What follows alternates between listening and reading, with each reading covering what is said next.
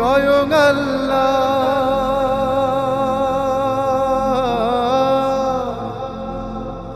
শ্রমিকের বন্ধু স্বয়ং আল্লাহ, শ্রমিকের বন্ধু স্বয়ং আল্লাহ। শুকনোর আগে ঘাম শ্রমিকের দিবে দাম, যা কোনো সাধারণ কথা নয়। শুকনোর আগে ঘাম শ্রমিকের দিবে দাম, যা কোনো সাধারণ কথা নয়। বলেছেন প্রিয় নবী, তিনি তো প্রিয় রাসূল আল্লাহ।